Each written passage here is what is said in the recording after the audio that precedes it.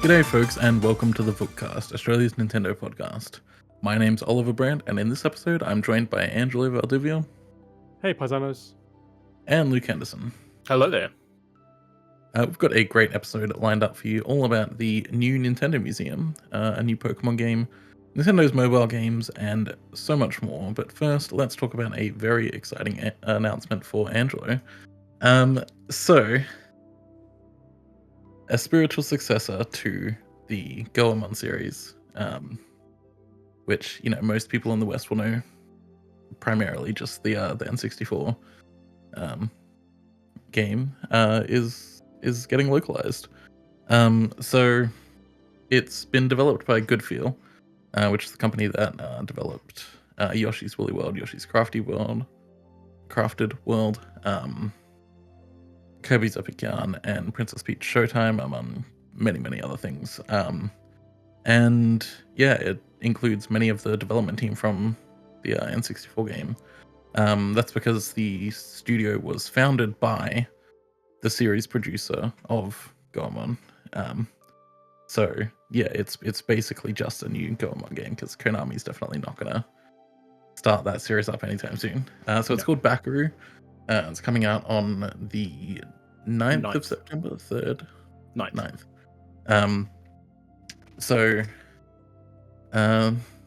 Yeah, it's I've been playing it. It's pretty damn good. There's also a demo out on Switch.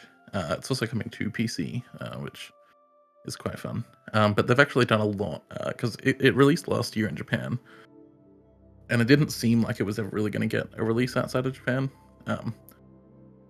But yeah, it's coming, and they've changed up a lot of things as well. The combat is a lot tighter. Movement is a lot more satisfying compared to the Japanese version. So yeah, it's Well, some of that they did. The game got an update back in March for the Japanese release that did a lot of these things. But the English or the Western adaptation has had even more work done. So yeah, we're getting like the best version of this game. Yeah, and I'm assuming the Japanese version will be updated with all the improvements and new moves and stuff as well. Probably. But yeah, Angelo, you excited?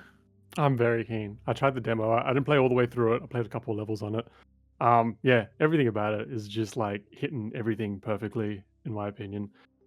Beautiful art style, great music, controls are super tight. I love the design of Bakeru. I like that he's a little Tanuki boy. I like that he plays taiko drums at the end of each level. Just everything about it's just really hitting for me. I'm so keen. I'm so keen for a spiritual successor to Goemon. It's been so long since we had anything to come from that series. I love both the Mystical Ninja games on N64. The first one was where I started. Yeah, I don't think we get any impact type levels, right? Like he's not calling in a giant mech and just fighting aliens in a giant mech, is he? Literally, as you said that, the trailer that the audience will be watching on YouTube shows him in a giant robot battle. Are you serious? Oh, okay. I don't know how I completely missed that. It's in the demo. It's one of the levels. Okay, that's one I haven't played then. I'm even more keen now. Oh my god. Yeah, and there's like all sorts of stuff like that. There's like little racing mini games as well. Like there's like they really do go all out. So the only thing that I think it's missing, and this is just because it's a comparison to the Mystical Ninja games, at least the ones on N64, is that you have like a whole squad of characters that you switch in and out of. There's not something like that in this game, is there? There kind of is. There's transformations. So certain bosses that you defeat will give you a transformation, and then you can turn into that. Right. So that goes into the whole like Tanuki sort of mythos in Japan. Yeah. Okay. So yeah, it's not a one-to-one comparison, of course, but yeah, there is some replication of that in the transformations. Yeah. Like the first one that you get like turns you into like a tiny little guy, and you can't like fight very well, but you can like go through smaller spaces and that's right. Yeah, I do remember that being in the demo as well. Yeah, so that's sort of similar to Mystical Ninja with Ibizumaru with his his secret power is to like go really small. Yeah. The only thing that rubs me the wrong way about it is that like I experience quite a bit of slowdown every now and again. The frame rate does take a dip every now and again. But that said, what excites me is that it is coming to PC as well. So I'm curious to see how it's going to perform on like something like a Steam Deck. So I'm just going to wait for like Digital Foundry to do their thing, watch a comparison, and then I'll decide whether or not I get it on Switch or Deck. Yeah. I think there is in the full game, because I've been playing that. There is still some slowdown there.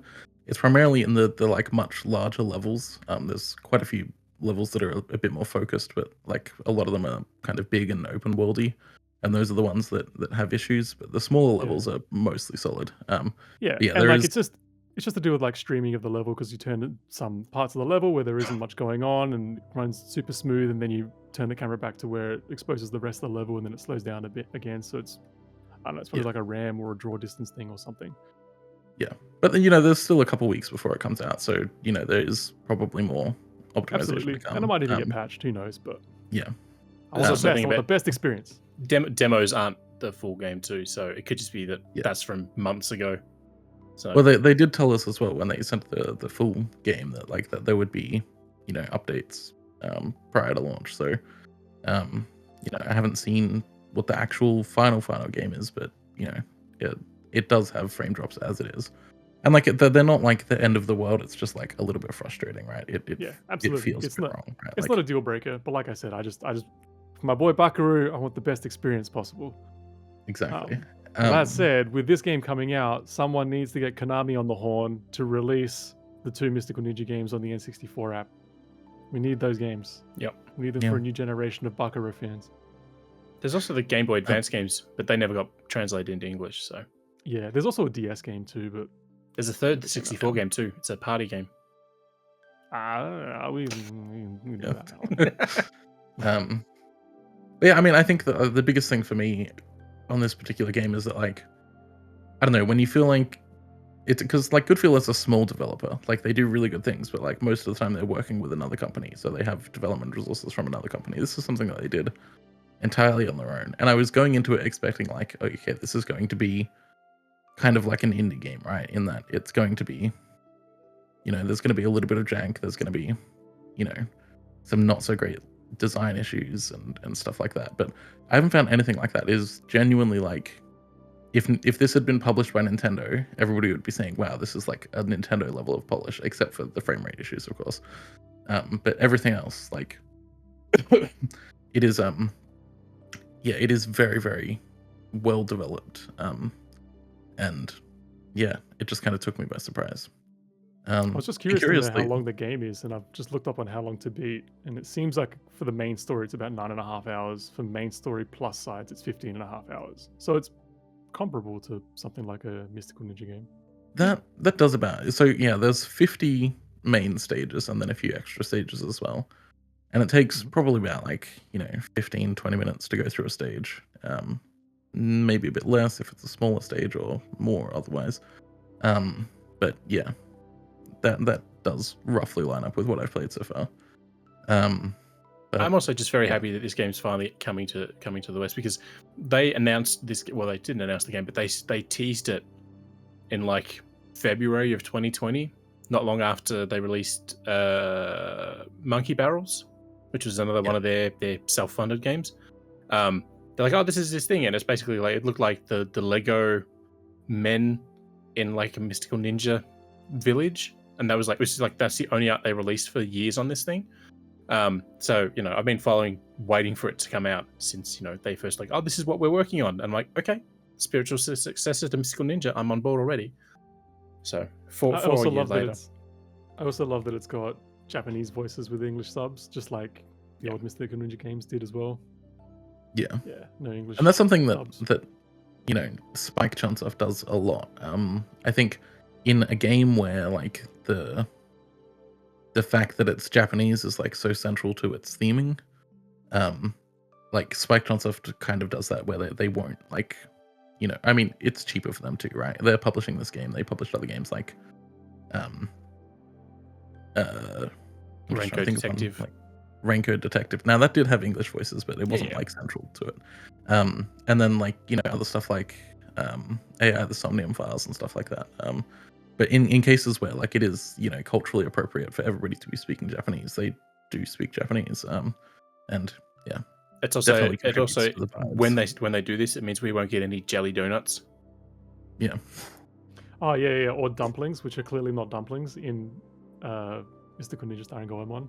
I was so confused, dude. Genuinely, it still like pisses me off because like for many years, up until like I don't know 2 or 3 years ago, until Monster Hunter Rise came out, actually, I always thought that dumplings were the things on a stick that were colorful, but those are dango. That's what you get in Monster Hunter Rise. And so like for all my life, I was just like, oh, why are these also dumplings? Like when you go to like a restaurant or something, dumplings are fried or steamed, whereas they're not like a dessert type of thing. I was so confused, man. So the translation of Mystical Ninja really did me dirty. I also, when I went to Japan, I didn't see any giant robots roaming the countryside. Also, another thing that series led me to believe it was true. It's not. You know why? It's because you didn't have your conch. You didn't blow into a conch. That's why. That's it. That's what did it. Man, I love that game so much. It makes no sense. But one of the cool things that this game does as well is that like it does have like collectibles throughout the world, so you will be collecting like little Pennants, just like Japanese things. trinkets and stuff like that. But then like in each level, there's like 6 little like bits of trivia. There's just like a little poop guy that you can talk to who gives you trivia. When I saw him, the first one was like very, very spot on for the game, and I'm like, oh, okay, it's just hints for the game, and then it's just like random Japan facts. I'm like, yeah, okay, that's awesome.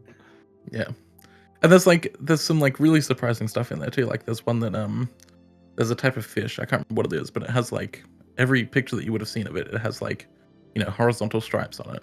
But then, like, in the game, it's like, oh, they actually have, like, vertical stripes, and then the shock of being caught and, like, taken above sea turns their stripes horizontal. And I was like, that's got to be absolute bullshit. But then I looked it up, and yeah, it is actually true. So it's like, I'm learning new stuff from this game, and that's great.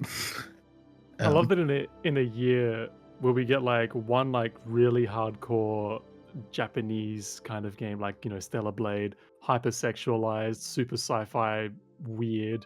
We also get like the complete opposite to that in Bakeru, which is about a little dude who's also like kind of a raccoon running around like a weird like sort of Japan that's super bright and colorful, beating on his taiko drums. I love that we're getting just this complete opposites of like the weirdo Japanese game spectrum. Yep. Yeah. It's so great. Good. Speaking of Japan, it's a really good segue. Please be excited for me. The Nintendo Museum in Kyoto is actually going to open somewhat soon. So they actually planned to have this open much earlier this year. It was going to be in like Q2, but got pushed back. And it's now opening on October 2nd. So you won't be able to just walk into the museum as you'd expect, because there's going to be so many people interested in it all the time. So tickets are instead being offered via a lottery, which is a very, very common thing in Japan. It's a very, very common thing for Nintendo. Nintendo Live had tickets via lottery. That's true. But it is like huge in Japan as well. Basically, any kind of event that you would like go to, like a concert or whatever, the vast majority of it in Japan is done via lottery. So you enter a lottery, and if you get picked, you can go. Even stage shows inside of theme parks where you've already paid to enter the park, you have to go into a lottery to get a seat in that show. Anyway, so the Nintendo Museum, there's multiple stories. The main floor has cases that are filled with games and other Nintendo items, including like weird Nintendo stuff that they've made throughout their history. Like, obviously playing cards are the main one, but like they have a gun just on the wall because, throughout World Wars and stuff, pretty much every company manufactured weapons. And I think Nintendo also made like toy guns that looked very realistic too. Yeah. And there was like, a baby carriage there as well. And we made guns and strollers. Okay, that's a weird line to walk down, but sure. Well, it's kind of like the American Yamaha. special. Yeah, it's like Yamaha. They made musical instruments and then motorcycles and tanks. Cool. Alrighty. Yeah, and the ground floor of the Nintendo Museum. This is going to be really confusing because there's just going to be like weird cuts all over the place. Just for everybody watching the video, or listening to the audio if it sounds a bit weird. We had our recording bots die, so we've been trying to figure that out.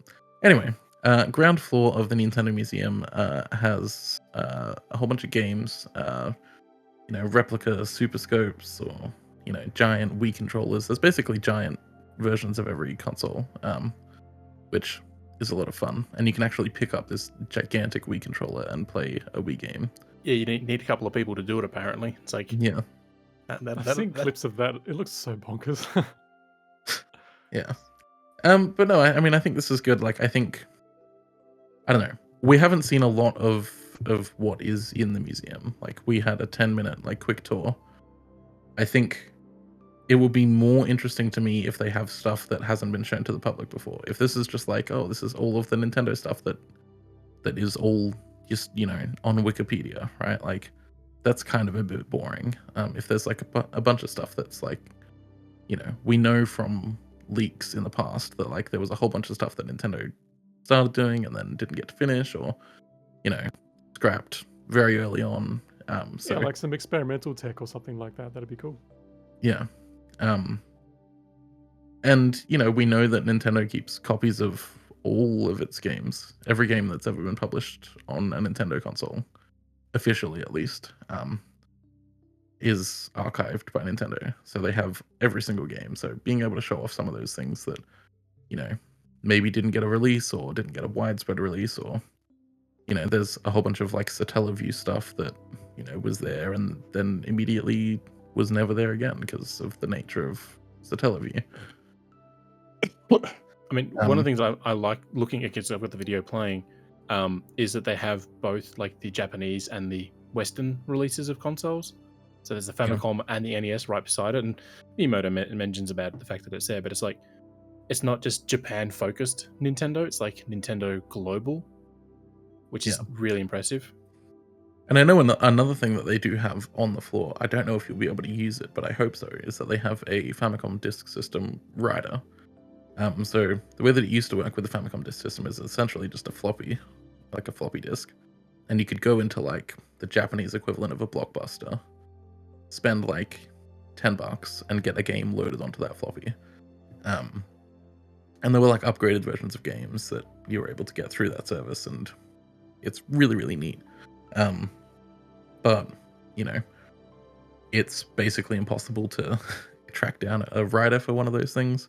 So a lot of those games and enhancements to previous games as well are just sort of lost to time. The So modern day equivalent of that system would be when you took your DS to McDonald's and downloaded a demo. Oh man, I remember that. That's the modern day equivalent of that. So yeah, there's some stuff that like is kind of lost to time, and it would be nice if that Famicom Disk System writer was functional. Like, imagine if you had an old Famicom Disk System disc and you could just take it to the Nintendo Museum and write a game onto it. Like, that would be fun. I doubt it, but it would be fun. But yeah, so October 2nd. Luke, you are going to Japan later this year. Mm-hmm. You're going to try and go to the museum? So I've put my bid in for tickets. And you can select 3 slots on one day. And you only can have one thing at the moment. And the window is October through to the end of November. And the draw is on September 1st. So, if I get the tickets, I'll go to check it all out. I'm keen for this Build-A-Burger bar.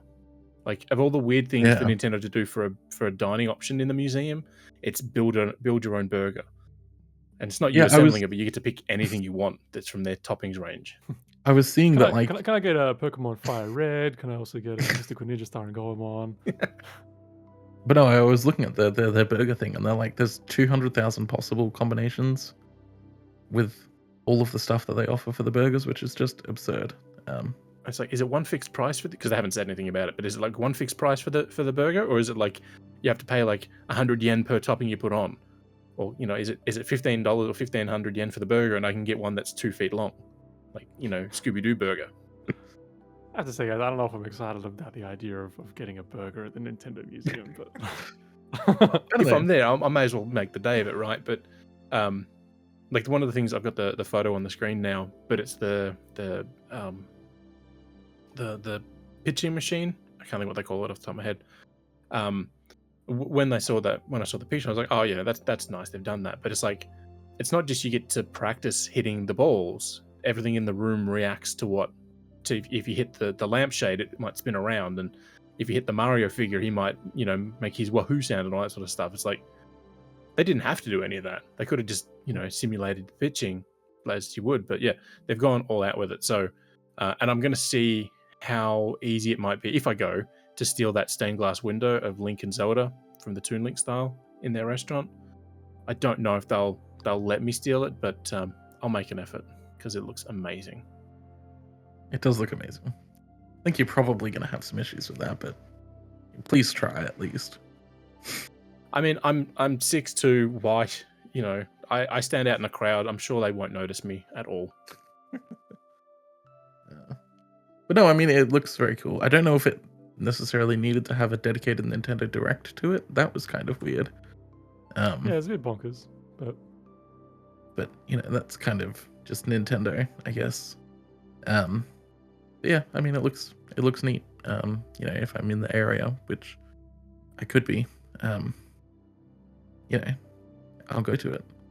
I just know if you're listening, if you want to send all of us on the Vookcast to the opening on October 2nd, get in touch. You have my email. I love that Miyamoto, a fun little bit of trivia, like he showed his ID card or whatever it was for the Nintendo Museum, and his ID number is like 0001. Yeah. It's like, man. I honestly, the thing that I saw, like, again, some of the giant controls are like cool and that. It's like, but the fact that they've like built modern day versions of the Super Scope and the NES Zapper, it's like, okay, now if you can make that work on home TVs, you could have a nostalgia hit on your hand there. Because for modern day gamers, they'd be like, oh, that's that gun from Splatoon. Yeah. Oh god, it is the gun from Splatoon. Yeah. Moving on to the next story. This is something that I'm imagining is probably not going to appeal too much to Luke or Angelo, but is kind of interesting nonetheless. Pre-registration for Pokemon TCG Pocket is now available. So the game comes out on, I think it's October 31st or October 30th, depending on your time zone, etc. Mostly October 31st. And yeah, for those who don't know, Pokemon trading card game Pocket is a new game, I guess. It's kind of like an app and a game. You log in and every day you can open a couple packs, or maybe it's every week, I don't know. You can buy other packs. It's, the kind of gacha stuff that you would expect. But you can also play games, and it's not exactly the trading card game that people would have known. So it actually uses a stripped down version of the rules that is much faster and much more beginner friendly as well. So there will be unique cards in TCG Pocket too. So while there is some stuff that is, just copies of other stuff, most of them have been rebalanced, and there will be unique stuff as well that can only really exist in a game like this. Kind of like how Hearthstone works, because a lot of the cards, like, it's not stuff that you could do in a traditional card game. But TCG Pocket is kind of like that for Pokemon TCG. Yeah, it's pretty cool. There's online battling and you can show off your collections to your friends and all of that stuff, which is neat. But yeah, it's also basically the only new Pokemon game that's being released this year, which is kind of wild to think about. Yeah, it's been a while since there's been any Pokemon games, which is strange because it felt like they were, at least one a year, even if they were the weird little side games. I think we all know why, though. Yeah, they're dedicating development to their mystery game for 2K. According to the story from Vook, it's 2 new booster packs will be provided per day. Yep. So you can open 2 booster packs per day, which is, fairly generous for these kinds of things. Like, you can't log into Hearthstone and open 2 packs a day. So yeah, I mean, it looks fun. And the fact that it has like a stripped down, faster, more streamlined rule set is good as well, because the current Pokemon TCG is a game that can last a while. Anybody who watched Worlds recently will know that TCG matches can last way too long, 40 minutes upwards. So being able to knock out like a 10-minute match on the train. To put it into other terms, basically, instead of being a test match for cricket, It's the 2020 match of cricket. Yeah, I mean, I think that's a really good way of putting it, actually, because it is a different rule set and, you know, much shorter and a lot more easy to wrap your head around. So, yeah, it is the 2020. I mean, I was going to make a Yu-Gi-Oh reference, but that's probably more relatable to most of our viewers. I mean, comparing a card game to another card game won't make things clearer for anyone. Well, I mean, like, just because Yu-Gi-Oh has the regular Yu-Gi-Oh trading card game, but then, like, there's Rush Duel, which uses a stripped-down rule set that is kind of similar. And that's news to me, so that wouldn't have helped me in any way, shape, way, or form. But yeah, so that's good. A few months later, there's new Mario Lego, except this time it's a Lego Mario Kart Lego, which is quite fun. So there'll be 6 sets in the first release. It's weird, right? Like, I wasn't expecting this, I guess. Like, I was expecting it to be kind of like, you know, Hot Wheels, right? Where you make a track with loop-de-loops and they give you like little Lego cars and you race them. This is just like, you know, have some carts, put some racers on those carts, and basically make whatever track you want. Which is obviously a much more child-aimed thing, which is fair because it's Lego for children. I mean, it's also the same time we've had a make your own Mario Kart thing. That's true. In the past few years. But yeah, they also announced more Animal Crossing sets. But you know, the big thing here is Lego Mario Kart. So is anyone interested in actually getting any of this? I know we've talked about Lego in the past and how like nobody really has any room for Lego because we're all over the age of 18. So when they did that teaser video, it was basically like the Mario figure, and there was like a Mario Kart, like he's, you know, the now iconic Mario Kart, the standard kart. I was thinking it was going to be like a bigger kart thing that you would put him in or something, and I was tempted for that if it looked cool, because my thing is I collect Star Wars, like Lego Star Wars, but droids. So I'm more for the mechanical side of things. When this news came out, I honestly at first I thought it was a joke, because it was one of those Twitter things that, you know, oh, I've got, you know, shared this first image of the Lego, and I'm like, yeah, but you don't need a Mario Kart set for that. You can make that yourself. And yeah, no, it's not. It looks like it's like the knockoff Lego. It's like it's not what I would have thought they would have done for this. It's really not. On the upside, Oh. I think the Wiggler cart is kind of fun, and I think the Wiggler one, the Wiggler cart looks the best out of all of them. And like the Yoshi bike is kind of fun too, just because you can put a Yoshi on it. But yeah, go on, Angelo. I was gonna say, like, yeah, the I don't know, it just seems, it looks incomplete to me. Like, I would expect like a Lego set to look like, you know, it comes in a actual set with like an environment for them to play around with and stuff. Like if there was this and then like, you know, Mario Raceway course or something like that, or at least, you know, just like little landmarks that fit in one of these courses, just to kind of like replicate that a little more. I think that would be a lot more fun than just the carts themselves and some, you know, witches hats and stuff. Yeah, but, yeah, whatever. I mean, they've done like quite a good job in making the characters look good, given that they're like not minifigs and made out of, well, they're kind of half minifigs. It's weird, some of the smaller ones like Toads and stuff. But I don't know, I think they've done a good job. To me, they all look like the baby forms of themselves. Like, you know, Mario looks like baby Mario and Peach looks like baby Peach. Well, that's like, because they are. Oh, are they? Yeah, they're supposed to be the baby versions of them, so. Right, okay, there we go then. Yeah. I genuinely thought they were supposed to be like the fully adult side. Then why are they racing against like full-grown Donkey Kong? Yeah, that's the weird thing. It's like gigantic Donkey Kong, but all of the other ones are small. Okay. I think Donkey Kong looks kind of terrible, but yeah. This raises more questions now. So the weird thing is like, so all the sets but the standard card. So the Yoshi bike comes with a blue Yoshi you put on it, right? The Donkey Kong one comes with a Donkey Kong figure. Baby Mario versus Baby Luigi comes with the title characters. But standard cart doesn't come with anything other than a towed mechanic, which is really weird. Because so the idea is that there's another shot of the cart that's not in the story, and it's got the little sticker piece that the figurine reads for the sounds.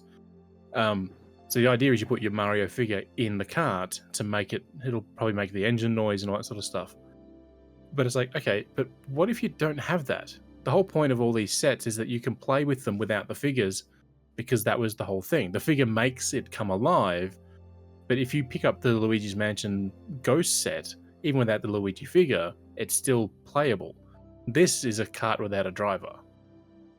Well, I mean, seems I guess weird. that just means that Mechanic Toad needs to take up driving. I don't think he can see over the steering wheel because he's such a short little character.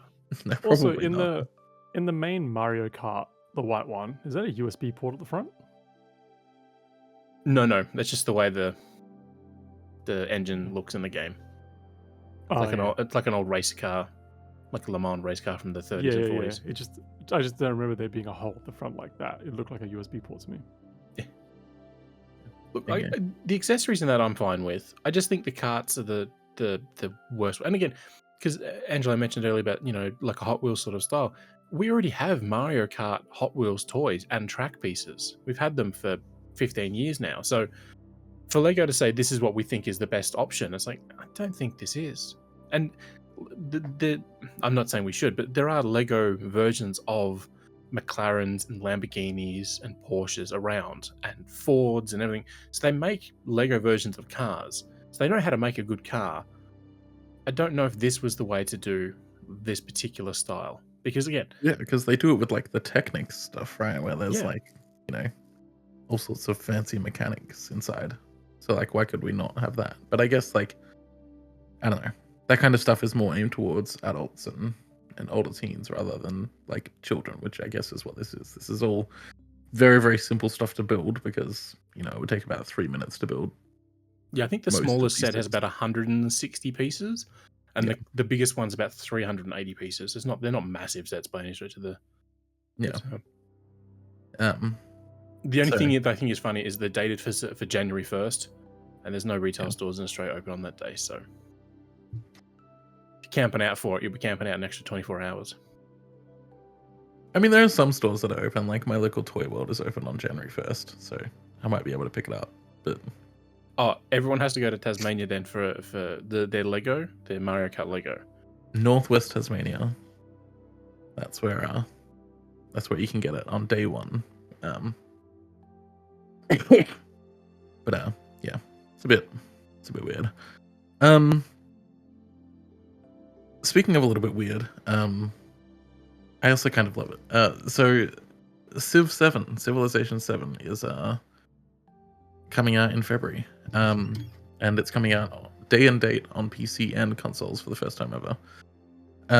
So we got a little gameplay trailer, but the main thing is that there's crossplay support with all the other versions. So you'll be able to play a game of Civ with somebody playing on Switch, somebody playing on PS5, PC. I don't know if there's a mobile version. There probably will be at some point. Probably. But that will presumably have crossplay as well. So that's pretty cool. Civ 7 itself, I think there's some really interesting stuff that it's doing. First of all, Gwendolyn Christie is the narrator of the game, which I think is a really just fantastic choice. But they've basically split the game up into 3 different ages. So there's like the I don't know what the ages are called. I do not have that at hand. But there's basically like an old-timey age, like a medieval age, and then a modern age. Basically the way that it works is that you can hop into a game where like you're just doing like the age of antiquity, the exploration age, and the modern age. There you go. So you could hop into like the age of antiquity, which is like ancient Egypt, that kind of stuff, and you can just play an entire game within that age. So you'll only have access to the civs that are available to that age. But different ages have access to different civs. So, in the age of antiquity, you have ancient Egypt. But then, in the the age of exploration, you have like Mongolia and those kinds of more explory places like Spain and all of that, but you won't have access to Egypt anymore. So you can play within those things, but you can also play a game across all 3 ages. And the way that works is that once you get to the new age, you pick a different civ. Essentially, you civ switch partway through the game, and it's kind of like your options are based on how you've played the game as well. So if you start as ancient Egypt and you have 3 horse tokens, I guess, horse resources available to you, when the new age comes up, then you can transition into Mongolia. But if you have,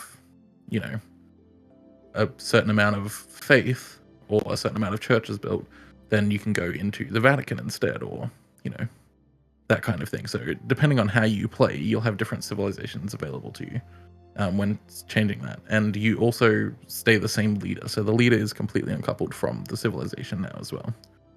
So if you pick Benjamin Franklin, you can go through ancient Egypt, Mongolia, US or whatever, and go through the entire game like that. So yeah, it's a really interesting change for Civ. And there's also like no builder units anymore as well. There's lots and lots of stuff. But yeah. Yeah, they did host a big, like a half an hour deep dive into a lot of the stuff that came out like 10 hours or so after the game was revealed properly. So yeah, the biggest thing for me, apart from the fact that it looks amazing, is that it doesn't have strategic view anymore. So Civ 7 has just taken a strategic view out of the game, which actually makes me a little bit worried for the Switch version, because like Civ 6 and 5 are on Switch. 5, is that on the Switch? No, 5's not. Is it just 6? Just 6. So yeah, Civ 6 has, and 5 had it as well, a strategic view, which basically strips away all the fancy 3D graphics and just gives you like a top-down map that basically tells you everything you need to know. And it was like really good for players like me that don't really care about the graphics of it and are more into the strategy of it. I don't want to role play my Civ, I just want to win. But it was good on the Switch as well, because like, performance for a game that big isn't the best on Switch. Anyone who's played Civ 6 on Switch will know that it's a bit rough, especially. And that's what I'm most worried about with Civ 7 coming to Switch as well. Yeah. Big I mean, they do have like a whole new engine, and maybe they've factored the Switch into that, but I think this is very much a set the release date for February and pray that Switch 2 is out by then. I think it's more just the fact that they spent a lot of time getting Civ 6 up on Switch, and even though it's a new engine, it's actually just an updated to the existing engine. So I think a lot of the stuff just plug and play, control wise and all that sort of stuff. So I think they were like, well, we can, so why not? I don't think it was anything more than that. But it's odd that it is coming to the consoles day one, because obviously Civ 6 came to consoles, but came like 4 years later. I think basically like, PC is a very large market, but it's also one that is like competing for attention all the time. And like, I think probably towards the latter end of Civ 6 life, they saw more and more people buying on console. Actually having a Civilization game on the shelf in EB Games and, GameStop in the US and all of that helped a lot, because people were like, hey, I used to play Civ I used to play Civ 2 on my computer back in 1999 or whatever. And like, they see that and buy it. So I think probably what happened is console became a larger portion of the pie over the release, over the lifetime of Civ 6, and they decided, may as well lean into that and make something that is built for it. Because the other thing as well is that like Civ 6 was not made to be played with a controller to begin with. So they kind of had to retrofit controls into that game, and it was not a super pleasant experience. With this, if they know that they're launching on console day one, they have to build the console controls from day one as well.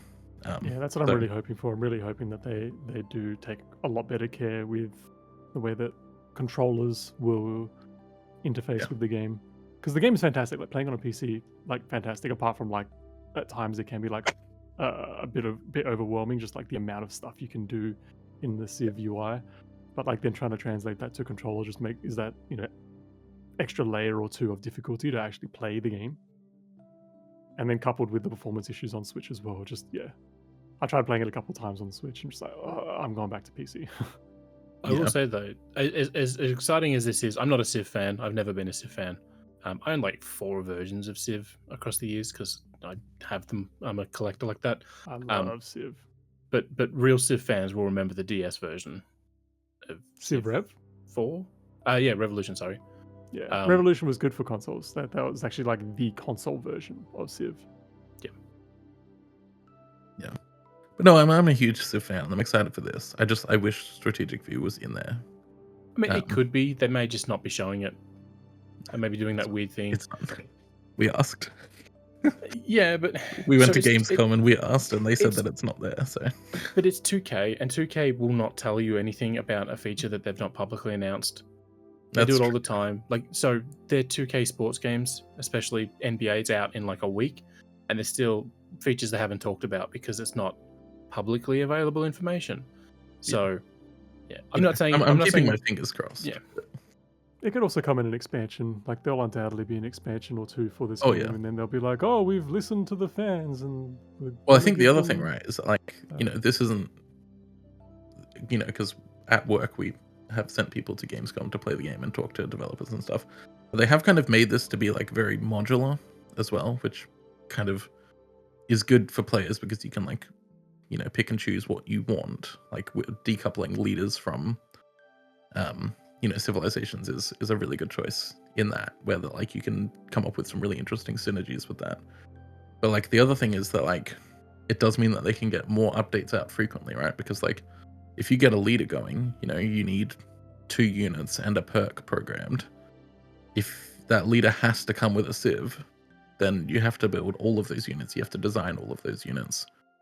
And you can't just throw that out. That's a 6-month process. So like we could see a situation where like, once a month there's a new leader released, but so a lot of the stuff they're talking about now though is stuff they were doing for Civ 6. They had like 2 lots of passes, especially on PC, where they're adding in more and more leaders that weren't directly attached to an actual civilization. And then I think the last lot, they were mutated leaders essentially, where it was like Abraham Lincoln was in charge of like Egypt or Mesopotamia or whatever. So there's a lot of that sort of stuff going on, a lot of experimentation. I think that's where a lot of this has come from. So I think they saw like there was a lot of stuff that they wanted to do, but they couldn't in Civ 6 because of how they built the game. And I think a lot of that is what we're seeing now in Civ 7. But it looks wonderful. I also wonder if some of that's also in response to mods, because like on Steam at least, like you can just go into Workshop and just add a whole bunch of quality of life mods to the game, which makes it play so much better. And I wonder if like they've also just addressed some of that, where some people just like, it'd be great if we could just detach other little aspects of the game and sort of make an experience of our own within the actual framework of the game, more than just like UI upgrades like they have with Civ 6. Yeah, and I think that like this opens the door to modding. Like they obviously know that modders are a huge part of their PC audience, but like being able to just say like, hey, Steam Workshop support, that's in there now. You can make a leader in a day. I hope so. Right? Like, I hope they will keep that going, because I only discovered Civ 6 mods like a year or 2 ago, and like they really do help just make things just so much easier to read and understand. It declutters some things as well, and make things a lot more streamlined, which is great. I mean, there's like straight up a mod for Civ 6 that makes it look like Civ 5, like UI, the actual graphics themselves, the strategic view, like everything looks exactly the same as Civ 5, but has Civ 6 mechanics. And like, if people can do that, people can like make an interesting kind of leader. We could get,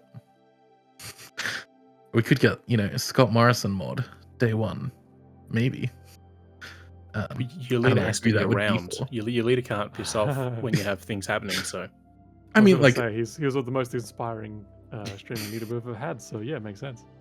It could be one of those situations where you get like really good diplomacy with the Hawaiian nation, because he spends so much time there. Worked out well for Captain Cook. So I don't know if you mentioned it. We said about crossplay. There are some limitations if you're playing on Switch. So, like Xbox, PlayStation, PC, Mac, and Linux, because it's hitting Mac and Linux as well.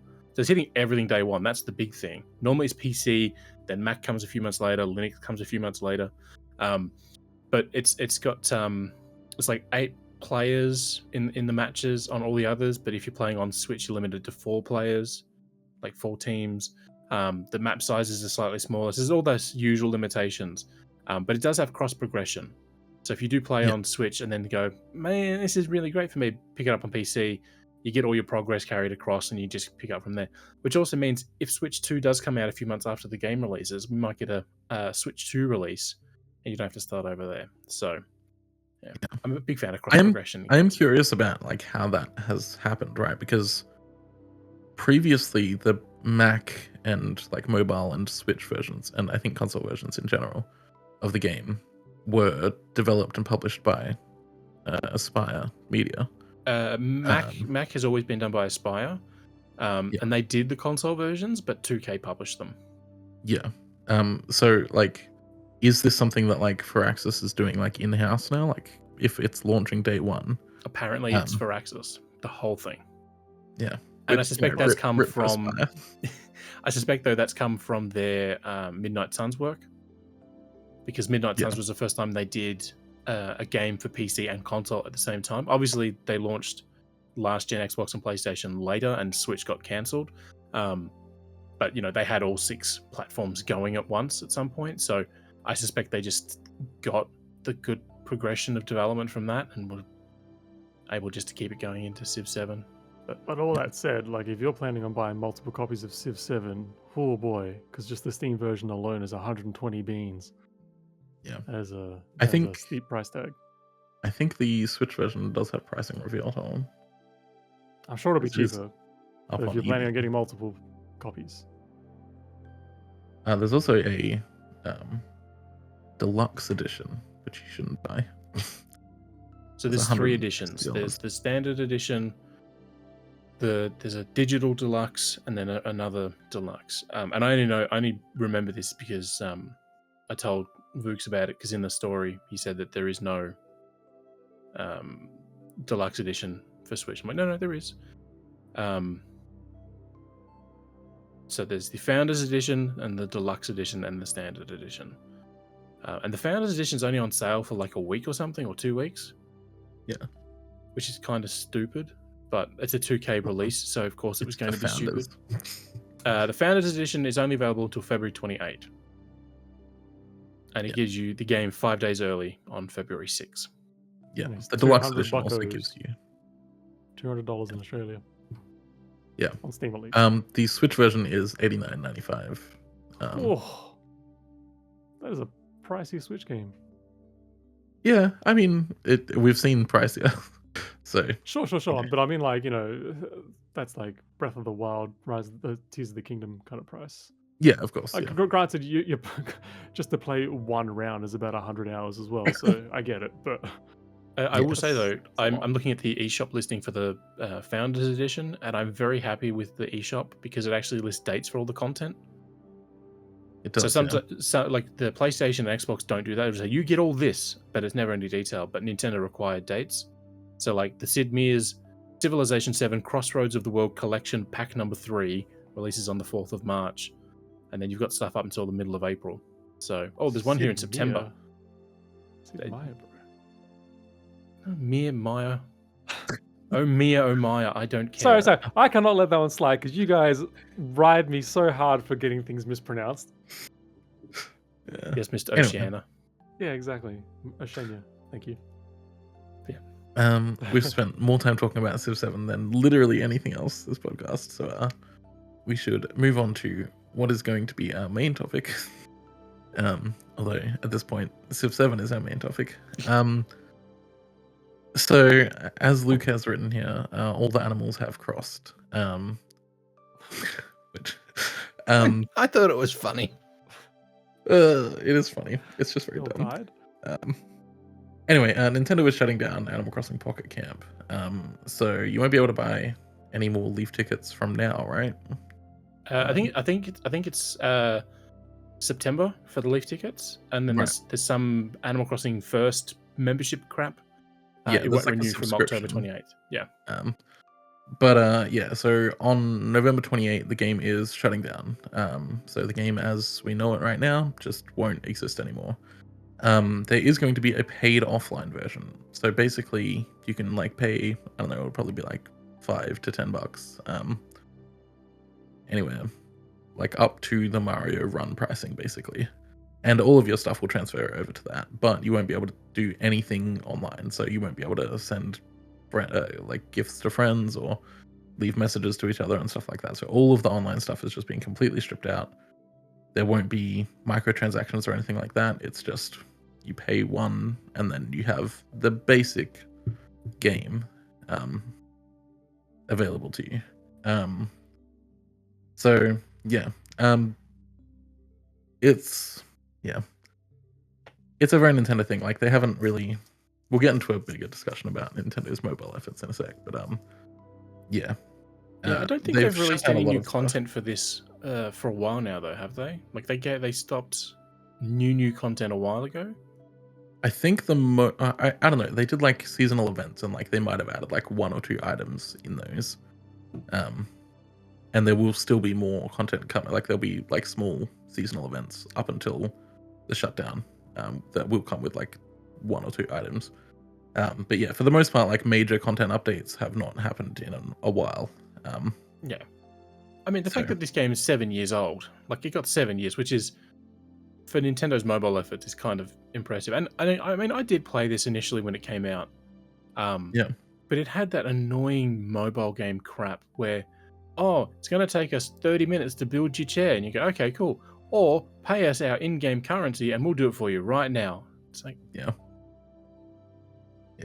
I'm already in deep with Tom Nook. I didn't need to do it again for real on the mobile game. So I kind of bounced because of that reason. But yeah, I mean, I know people that have played the hell out of this version of the game. So yeah, that's sad that it's going away. But at least Nintendo are re-releasing it as a standalone game, which is something I'm very happy with, because normally when games that use online go away, they go away. Well, that's it, right? Like, yeah, they're going to close the game off. Obviously, like, the player base just isn't there. But, like, at least they're giving something for those who want to keep playing it, at least. Like, they're not pulling a Microsoft and just, like, necking that thing and then just leaving. Like, they're actually going to re-release an offline version that, granted, is going to cost money, but it's literally the last time you'll ever have to pay for the game. Yeah. Now, whether or not they keep supporting it to last, like, 2 or 3 years plus in the future on future, like, iOS or Android versions. Well, that that's the thing, right? Is that iOS has this very annoying rule for developers that there has to be an update at least every 2 years. If you haven't updated your game in 2 years, it just gets pulled from the App Store. And I think that's mostly to adhere to, like, the new, like, resolution standards for, like, new screen sizes and things like that, or security problems. So, there aren't exploits that can circumvent like security issues in iOS. Like, I get that. I get that it makes sense in that respect. But, at least it's something. Like, Yeah. we don't I mean, usually and when get we that look from back at like, Nintendo. Ubisoft, when they shut down the Crew, they like that was just gone. And then they started removing them from people's libraries on Steam and Uplay, and you just couldn't do anything Well, with yeah, it anymore. I mean, we're getting that with Forza Horizon as well. Forza Horizon 4, like, is getting removed from the Microsoft Store soon. That will still be like playable at least. Yeah, Like, yeah. The issue with the If Crew you is bought that it, you like can still download it. Yeah. the issue with the Crew is that it wasn't playable anymore because they took the servers offline and then deleting it from people's libraries, which is like a completely messed up thing to do. Because like, if you could still download the files, maybe, a year from now, some intrepid modder will find a way to remove that online requirement. And that is an issue with mobile games in general, is that, because like for sure. the medium is constantly changing. Every year there is like a huge change, and like, years ahead or years further down the line, like, just standards are completely different. Like, there are so many games that I bought on iOS back in like 2011, 12, 13, and they just got nuked from orbit like 8-9 years ago. Then I just can't play them anymore, and I spent money on those. There's a Mass Effect game on mobile, Mass Effect Infiltrator, that is gone because you cannot play it anymore because the operating systems on phones now no longer recognize this 32-bit game. Dude, there is an entire Metal Gear Solid game that got released in like 2009 that was like Yeah. it had the entire story to Metal Gear Solid 4 on it. Like it was just a mobile version of that game that like ceased to exist like 2 years later. Yeah, there's Rock Same Band thing. for mobile that I loved, and it got Yeah. axed. Even like, you know, Happens. Nintendo's own games, so, you know, we're getting more into the feature discussion part of this, but Nintendo in the past like has released a bunch of mobile games and then scrapped them. So like there was Miitomo, which was their first mobile game that no longer exists. Well, there was Um, their first mobile thing. I don't know if we'll call that a game. Well, it's game-ish. Toy. It was a Anyway, you know, they had Dragalia Lost, made by Sing, I think it was. Is that Sing? No, that's Side Sing's Games, not yeah. around. Side Games, yeah. And you know that's not around anymore. That went offline, and they never made an offline version of it, which is really disappointing because that is one game that you can play entirely offline. Like you don't need multiplayer stuff to that at all, but it's Yep. just gone now. And there's other stuff as well, like Dr. Mario World. That's offline. You know, I mean, the whole so thing coming up from the bottom was weird in that game, but just Ollie, because we're pretty much getting into it now, can you just introduce the yeah. feature So topic? our feature discussion here is like, what do we think of Nintendo's mobile efforts as a whole? Because Nintendo did in sort of like the mid to late 2010s kind of start focusing a lot more on mobile in efforts to diversify. You know, they didn't want another Wii U situation where they put all their eggs in one basket and it stopped making money. So mobile was part of that strategy, and we also see other parts of the strategy like you know, Super Nintendo World at Universal Studios, and you know, the movies and stuff like that as well. But But also with like a quick history of like Nintendo's mobile efforts. So like, you know, in the early 2010s and maybe even like late 2000s, like mobile gaming, like or handheld gaming, was really threatened by, you know, the iPhone and then upcoming Android devices and things. And it was basically a race to the bottom to try and release like as many like, you know, super cheap or even free games, riddled with like microtransactions and things when they were becoming prominent at the time. And Nintendo was like one of the bigger voices in the games industry then, you know, really calling out developers for that kind of thing. And Nintendo, Iwata at least, was on the record for saying things like, you know, they don't want to release games on mobile because they see it as basically diminishing the value of video games by putting things out there for free or charging microtransactions, all that kind of stuff. And then fast forward like 6-7 years later, they ended up coming out and having a partnership or announcing a partnership with like DNA, who were going to provide mobile services for their games. And then about a year, so that was like 2015, just before Iwata's passing. And then in 2016, we got Mario Run, which was their first big mobile release. It charged $10 in Australia to buy the game, and it was a full-fledged Mario platformer, made with like really simple controls. That was a bit of a hit at the time. And then after that, they just kept experimenting and releasing free-to-play games and all those kinds of things. So Nintendo's had a really interesting relationship with handheld the gaming Mario going Run into mobile gaming. The Mario Run thing was massive, simply because at the Apple event, Miyamoto walked out on stage to talk about it. Like, Yeah. here's Nintendo, who's only ever done their own thing whenever they wanted to, showing up at another person's event. And then obviously we got Miyamoto at Ubisoft a few years later, but that was like the first time we ever saw Miyamoto outside of a Nintendo event talking about something. Dude, Like, when that was a game was big coming thing. out, he did like a victory lap on like all the like talk shows and news stations and things like that. He was on Jimmy Fallon doing Yeah, a is that presentation there. the meme of him doing the thumbs down, thumbs up in the audience? Yeah. He did like a whole bunch of like video interviews with, I think it was like Motherboard or Vice or Wired or something like that, and they were talking about his game design efforts and things like these are ways that we'd never really seen Miyamoto before, and it was all because Mario Run, a mobile game, was coming out. Yeah. So yeah, I mean, so the reason why I asked you to kind of go ahead with the introducing the topic, Ollie, was because this is like literally what they're doing with Animal Crossing Pocket Camp is what I want them to do with Mario Run. I want them to re-release Mario Run without the online features, and sure, charge me an extra $5. Whatever, I don't care. I bought that game 8 years ago because like at the moment I cannot get in to play that game because my Nintendo account for whatever reason doesn't work with that game. So I bought the game in 2016 when it first came out on my iPhone 6. Had a great time with it. And then a few years later, like I tried to get back into it to play it again because I was in the mood for a Mario game on my phone.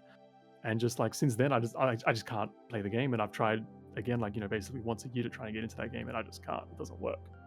So yeah, I really want them to do what they're doing with Pocket Camp to this. Yeah.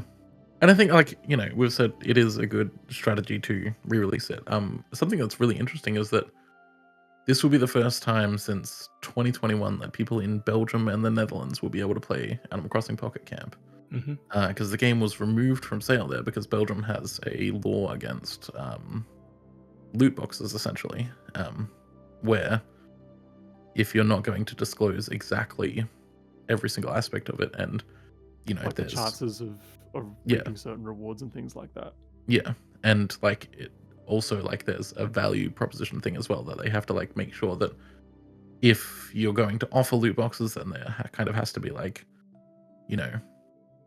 your money's worth. So like you can't, if you would say like an equivalent game, right? If an equivalent game just like sells a character or whatever, and it's like $4, there should be no situation where you spend more than $4 on loot boxes to get that, which is like impossible for most developers to do because like their entire economy belongs, like it's required to not do that, Randomness. essentially. So like something like Genshin Impact, like you can't do because the way that you get characters in that is by using the gacha. But like if there's a new character that comes out and every other game would sell that character for $10, people are spending way more than $10 when that new character comes out to try and get that character, and that's banned in Belgium. So basically every mobile game that has gacha is banned in Belgium. And because of the way that the stores work and the way that EU laws work, Belgium and Netherlands are kind of the same. But I have friends in the Netherlands who were playing Pocket Camp and then suddenly couldn't. They have 3-year-old accounts now that they just can't use. I mean, they've got a wealth of content to look forward to now, but Well, yeah. Nintendo with the Pokemon TCG app, Yeah. that news came out, and he tweeted that he can't play this because he's in the Netherlands. Yeah. Because it's loot box esque. Yeah. What I find really interesting about that, right? Sorry, just like on the TCG Pocket thing, right?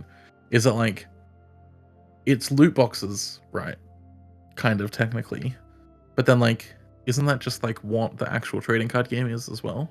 Mhm. Like, why is it that like the trading card game in its physical form can exist, but in digital form it's suddenly a really bad thing? Like, there's a really weird disconnect there that I think, blind boxes and all of that stuff are just physical loot boxes. Trading card games are physical loot boxes, but like governments are specifically like cracking down on, the digital aspect of it. And I understand why. It's because like every single time a kid gets access to their parents' unrestricted iPad, they spend $700 on it, and you can't do that with trading card games. But I mean, you can, but if little Timmy walks into EB Games and plops down mum's credit card and tries to buy $700 worth of cards, I think Exactly. the store might be a little hesitant to complete that request. Yeah. But yeah, so that was just getting wildly off topic there. But the main thing is that like people in the EU who were banned from playing this will now be able to play it. And like it's kind of a shame that other mobile games aren't doing a similar thing, even if they haven't, finished like they're not at end of life, right? Like there's other mobile games that could be done through this. Yeah. And it would be nice if Nintendo brought back things like Dragalia Lost or Dr. Mario World, which are just gone now. And we know that there's not going to be any more content for Mario Kart Tour. They're at the end of life for that. A year ago now? Yeah. They've been recycling the same content we've had for a while, so... Yeah. But like sort of adjacently to that though, does Nintendo have do they have like a financial stake in the success of any of the Pokemon games that come out on mobile? In the sense that they own a third of the Pokemon company, so they get a third of the Right. profits of the Pokemon company. So So in they that do sense, make like, we money from. So in that Yeah. sense, like we would include those Pokemon games as well. So like, so to go back to the topic, like of what do we think of Nintendo's mobile efforts? Like, I think Nintendo's probably had a solid like go at it. Like they, while some games don't do as well, like other ones do wildly well. Like Pokemon Go, enormous success, like a huge, phenomenal success. Like it was a literal cultural phenomenon. Got people off their butts. They were walking around. They were shuffling through cities in herds, causing like traffic jams, all sorts of Finding things. dead bodies out in the wilderness. Yeah, that's it. Causing people to causing parents to freak out, you know, about like how much their kids are addicted to it. People buying like dozens of phones and having like massive, ridiculous arrays attached to the front of their bikes, running around or rolling around different parts of the city trying to catch, you know, a Ditto and things like that. Like it was a huge phenomenon.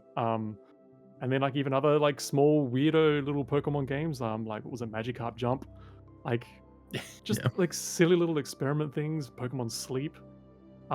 So yeah, I think Nintendo's like really, again, those are more specifically the Pokemon company, but the fact that Nintendo has a stake in it as well, I think it qualifies. And like, But there's yeah, like more. Pikmin Bloom as well, also developed Sorry, by Niantic. Pikmin what was that? Bloom. Yeah, right. Yeah, of course. The, Yeah. yeah. So like I think like in terms of like just a diversified effort, like I think Nintendo's actually really gone for it, despite like what I mentioned earlier, how like they were super hesitant and even like the biggest naysayers of mobile gaming at the time, early on in the decade. And then by the end of it, like they were like the juggernaut, like mainstream game publisher to be in the space. So Yeah. I mean, in terms of like non-Pokemon stuff, Fire Emblem Heroes has been like um, their biggest seller. So in 2020, it had almost $700 million worldwide. It had made. That's over 3 years, so about $300 million each year. And like that's still going. It's still getting new content. It's still just going wild. There was a Fire Emblem game that released, and I want to say it was on the Wii U, but it could have been the first one on Switch. But it came with a code that you redeem the code, and you got characters from that game in Heroes. Like I would think have that loved to was- have started seeing more of that stuff, but they only really did it the once. Yeah, I think that's that has to have been Three Houses here on the Switch. I just remember it, and I remember the code in the box because a friend at where I was working at the time asked for it. I'm like, yeah, sure, here you go. I don't care. Yeah. But I hope that when Fire Emblem Heroes is shut down eventually, that they do this for it. In that, like, a lot of people have invested a lot of time and a pretty substantial amount of money into this game, and like, sure they might have to pay $10 or whatever to keep playing it, but then they never have to spend that money ever again. Yeah. I don't know. I mean, so- I think Nintendo's done fairly well with their mobile stuff. Like, Dr. Mario was like a perfect fit for the platform because it was a puzzle game. It didn't require a lot. Mario Run worked. It took advantage of the the handheld nature of a mobile phone. Mario Kart Tour, I'll question that one because I didn't like the way it handled the whole driving side of it. But as a mobile game, I feel like World Tour was okay, but as a Mario Kart game, it was a real stinker, in my opinion. Yeah. So their games have done fairly well because they generally, like with Angelo's point, like they didn't just throw crap at the wall and say, "Oh, here's our mobile game." They did sort of stick with it and was like, we've done this. But the same problem that they have with every other mobile game maker is that they only do little bits at a time, and if it works, you'll get it for a while and then it go away. The new Age of Empires mobile is coming out next month, and that's made by Timmy, so the Tencent studio. So it's going to be bloated with microtransactions out the wazoo because that's what they do. And it's like, okay, that's fine, but it's like, if I want that game without the microtransactions, you can't get that on mobile. You got to go to console or PC for that. So same thing with these. If I wanted a Mario Kart game without microtransactions, I can do that on my Switch or my GameCube or my DS. So there are ways to play it. So I think what Nintendo's done has been good for the series where it made sense, like Dr. Mario. Pikmin Bloom with Niantic, it's basically a pedometer. I don't really think that did anything too special, but I mean, like, I think with Pikmin Bloom, it's like one of those situations where it's like, what you're doing here makes sense for Pikmin, right? Like, you walk around, you get your little Pikmin guys to like pick up stuff and bring it back to your base, and like that's kind of what you just do in Pikmin, right? Like, that's kind of the point of Pikmin. um, but like, there I'm not wasn't an saying they incentive to didn't. like do much beyond that. Yeah, I'm not saying they weren't. They didn't, take advantage of what the Pikmin license gave them. I just Yeah. think for a game like it was like Pokemon Go. But yeah, I I've mean, never installed Pokemon Go because it never interested me at all. But it sort of lent into the whole capturing and then battling, whereas Pikmin didn't really do that. So, but yeah, I know there are some people, especially in the Vookcast Discord, that were all in on Pikmin Bloom when it launched. So yeah. they've done fairly well for the most part. But I don't know. I'd like to see them do more with some of their lesser known series. Like WarioWare would have done incredibly well on mobile. Absolutely, but unfortunately, Yeah. like, how do you do that? Because it's great fun when you're doing it by your own, but it's also fun to do with friends. So how do you do that locally with friends? On a phone screen or something. I mean, But yeah, it would have been perfect. same thing with Now, Mario there's Party. That would have been great on a mobile. Yeah, Like, absolutely. and the one that honestly, the fact that they've not done it is just blows my mind. But Nintendogs, Yeah, or even just Picross, just straight up Picross. Picross alone too would have been fantastic. Picross 3D. well, or like the something. other thing, right, is that like Nintendo does actually have the rights to as well is brain training. Yeah. Like, brain training was huge, and like on the Switch, it's like there is a version of brain training on the Switch, and it's like log in every day and do it, and it's like, well, if you're already using your phone every day, it's way easier to do that, and the entire game on Switch uses the touchscreen, so it's like, why is this a when Switch the game? retail release shipped with a stylus? Yeah, So you could actually like, do and it. in most cases, you're holding the Switch sideways as well, as if it was, A giant phone, yeah. a giant if- phone. So it's like, why? I think if like mobile game, like smartphone gaming or smart device gaming had come out like 5 years earlier, or 6 or 7 years earlier than when it did, yeah, I think absolutely like Nintendo would have lent into releasing a Nintendogs for iPhone or something like that. It just makes way more sense. Like imagine like Niantic and Nintendo putting out a Nintendogs game or something. Yeah, and, where just you like taking take your dogs out dog for a walks walk, and yeah, and all those types of things. Like it makes so much more sense. And then every time you go out, like you find those little gifts that you get in Nintendogs. It's so much better. Just to deviate away from games just for a moment, I just did a quick search on the App Store for Nintendo, and then looked at what else they'd published. They also published the Nintendo Switch Online apps, and then the Nintendo Switch Parental Controls app as well.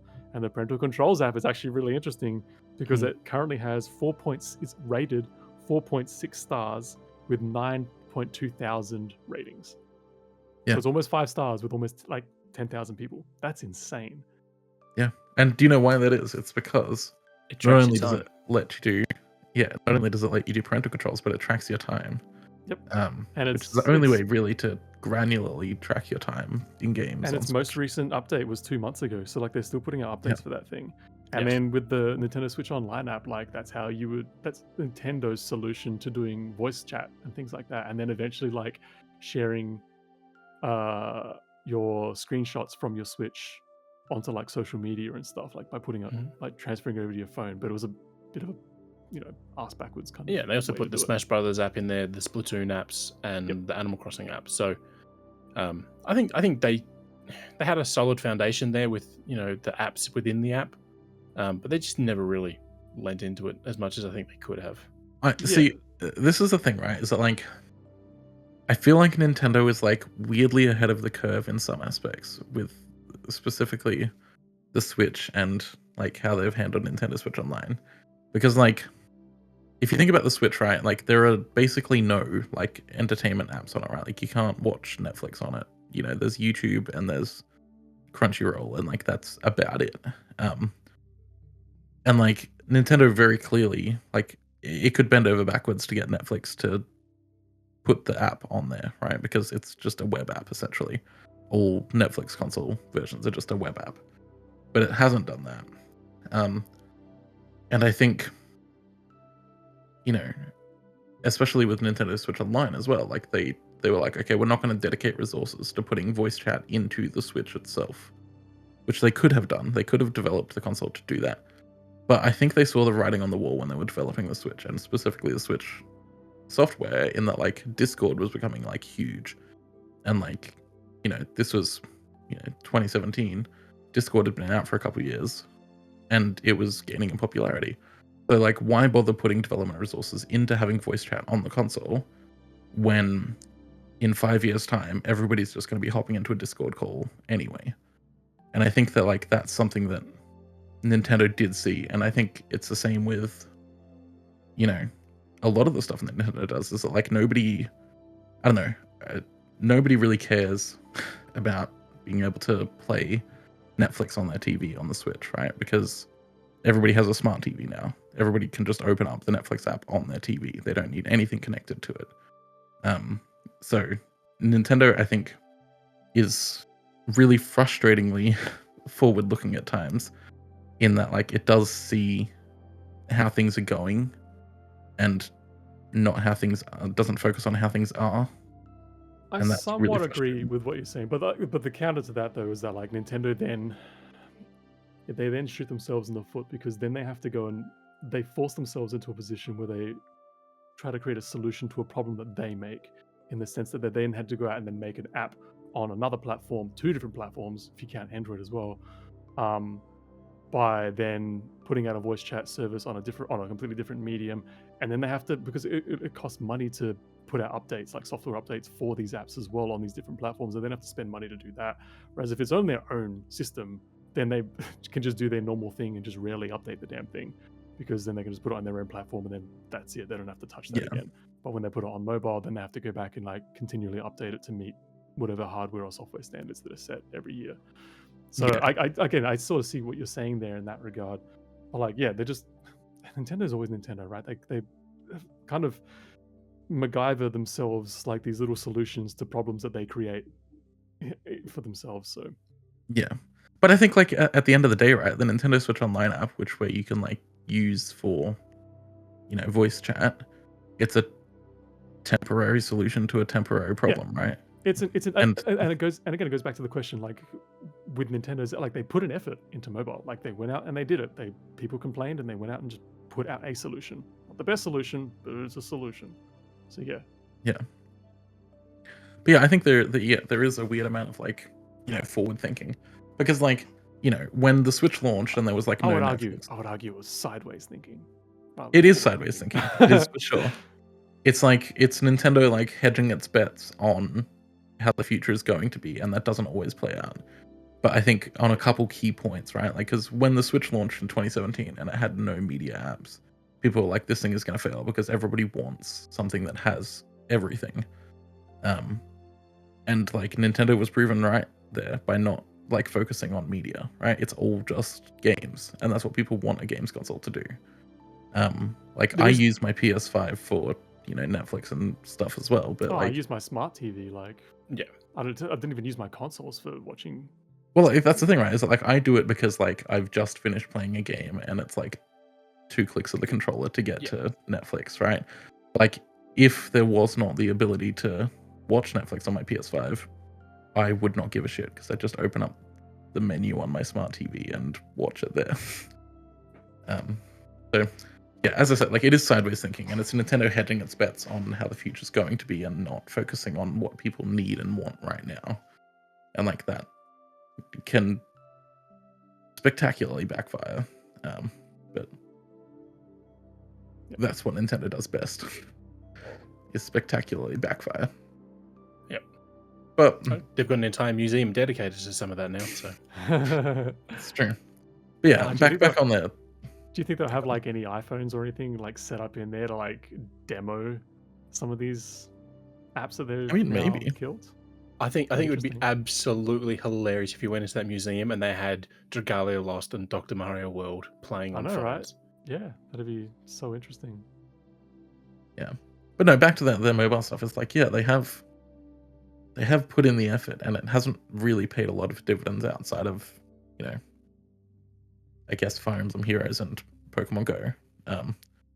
But like I think the main part about that is that like Nintendo didn't have to do this themselves, right? Like in every single mobile game that they've had, it's like, okay, we'll dedicate like 3 people to this, and then another company can do it. Yeah. Um, So Fire Emblem Heroes is DNA from memory, doing the bulk of that. I think most of it is. I mean, I know Intelligent Systems. Oh yeah. Well, intelligent systems will oversee it all, but the actual work is being done by DNA, and then Pokemon Go is Niantic. Yeah.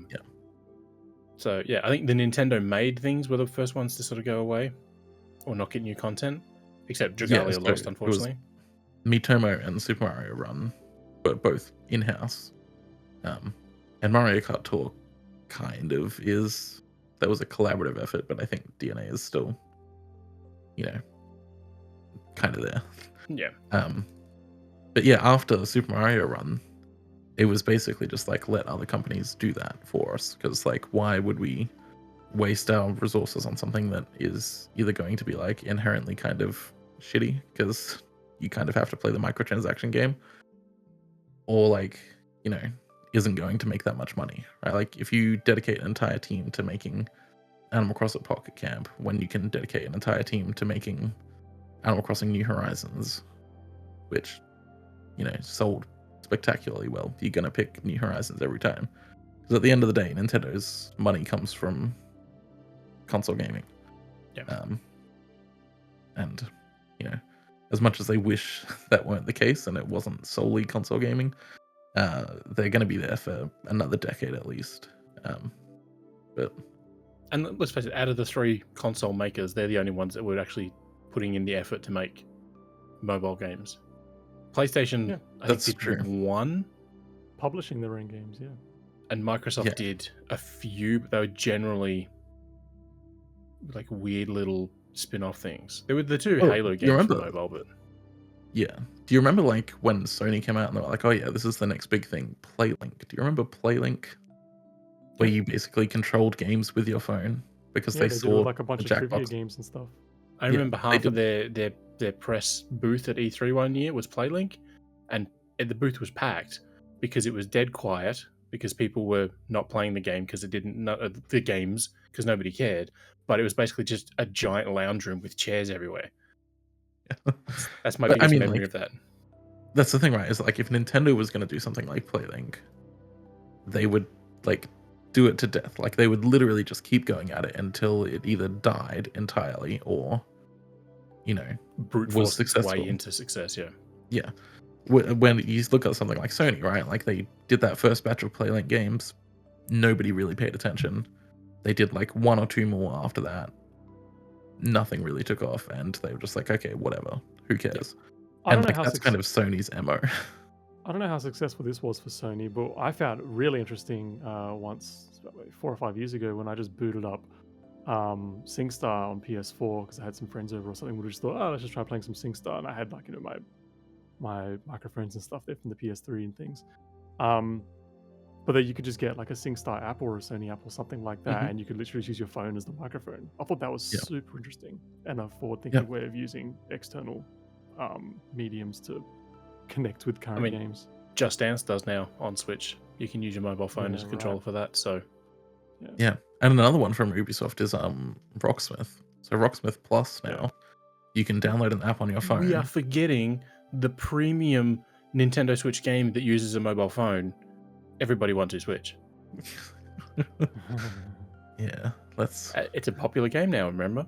Imagine if Everybody Votes was an app that you could just get on your phone. That imagine if that was a thing inside the Nintendo app, the Nintendo Switch Online app. There was just an Everybody Votes channel. Yep, and that if just they converted the entire UI for the Wii into an app in its own, and then you could have your meme maker right there. Yeah, Everybody Votes. Yeah, that would be so good. That'd be cool. I think they put the effort in. Yeah. If I'm rating them, I'm giving them a solid B. They didn't smash it out of the park all the time, but they delivered some pretty good games. Yeah, I'd give them an A-. They put the effort in. Not everything worked, but they tried. They experimented. Yeah. Yeah, I would say it's sort of like a B plus kind of thing, right? Because they did try, and that's not something Nintendo always does. Often Nintendo, there will be a gap in the market and Nintendo will just ignore it because It was putting effort it was into a it is not it. it was a platform. Mobile gaming was a platform they were genuinely scared of. It Yeah. everyone was like, it's Sony as well. Like killed the Vita. They killed the Vita because mobile gaming was too big in 2012. Yeah. And And that buying year. stuff on the Vita was too expensive. That too. You couldn't you couldn't have anything to save it on. It's too That's what I'm talking about. Like it's too that's expensive. like Sony's MO, right? Is that like they try supporting it for a little while, and if it's not immediately successful, they just don't care anymore. And It's a like that Microsoft demo was as true well. of the Vita, and it was VR 2. yeah, exactly. And then like, sorry, I'm just gonna like complain here because like intentionally crippling the PSVR 2 on PC so that they can drive more people to use it on PS5 is the dumbest thing I've ever seen. I Like, there don't is know. no reason that I the don't know PSVR 2 anyone couldn't have. who has a PC and who wants VR who's going to go out and buy a PSVR 2 for VR on PC when they can get a PC dedicated VR that has more features. Well, that's the thing, right? Is that like for the money, if all of the features were active in the PSVR 2, it would be the cheapest, most cost-effective, powerful VR headset on the platform, right? Like, if Sony hadn't crippled it, people would go and buy that like today. Not a lot of people because VR is like super niche, but like people would buy it. As it is, the things that people care about in VR is the stuff that's locked off. Like, Yep. you know, foveated rendering is like Eye tracking. important. Eye tracking is like you would not buy a VR headset in 2024 that doesn't have eye tracking. So I like, mean, if you already own the PSVR 2 and you and that's the you've got a thing, is PC, like, then sure. But you've that's what already got it on the Sony's doing. PS5. That's what Sony's doing. Is it's like it's not trying to expand beyond the PS5 because they only care about PS5 owners. It's just like if you've already got it, you can now use it on PC, which I think is like a incredibly boneheaded move. Yep. But That's you know. Sony. Yeah. I mean, like, if nothing else, like, Nintendo is, like, surprisingly predictable. And I know that that's, like, a weird thing to say about Nintendo that just, like, does whatever the hell it wants at any given time. But, like, nobody knows what the hell is going on with Microsoft right now, right? Like, they're just kind of floundering. Some games are on PS5. Some games are coming late to PS5. Like, Microsoft is just all over the place.